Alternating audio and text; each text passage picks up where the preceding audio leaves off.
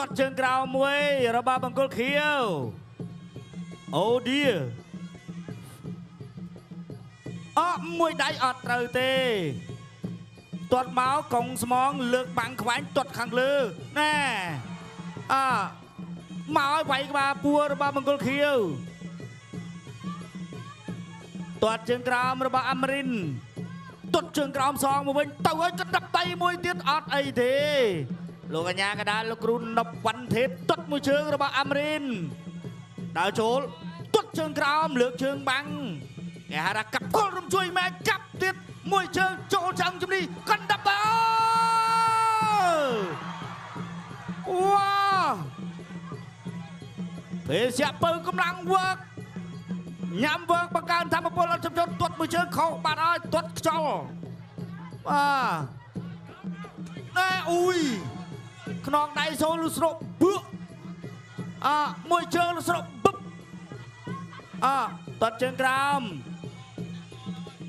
ទៅហើយមួយពីររបស់មង្គលខៀវមួយដៃទៀតរបស់ខៀវអត់ចូលពេញប្រមាណទេវាយក្បាលពោះចូលពេញមួយដៃអើយបោះជង្គង់មួយទៀតអាមរិនមិនទាន់ចេញទេឲ្យមង្គលខៀវចេញឲ្យច្រើនសិនទៅហើយកាប់បកែអូតែមួយទាត់ជើងក្រោម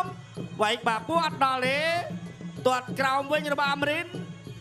ទាត់របស់អាមរិនភេសពៅកម្លាំងវើកទាត់ខាងក្រោមទាត់ខាងលើបេះមួយដៃទៀត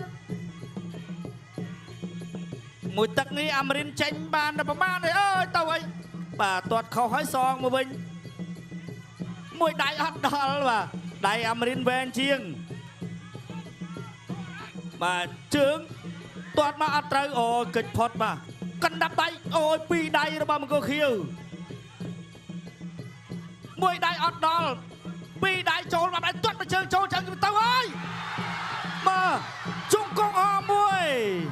កាដូជូនអ្នកក្រចេះ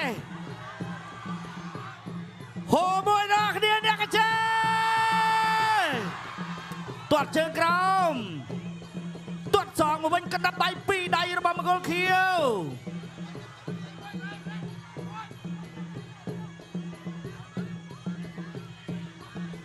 ចិត្តចប់ទឹកទីមួយវាយក្បាលពោះមួយជើងទាត់ជើងវិញវាយអីវាយនឹងពីរដៃអ្នកកចេះសុំកម្លាំងចិត្តមួយម្ដងទៀតចាប់ទឹកទីមួយអ្នកទឹកចង្ក្រៅវឹកសេនាគុនខ្មែរយន់8ទិសគឺអន្តរជាតិទី7ទឹកទី2 round 2បាទ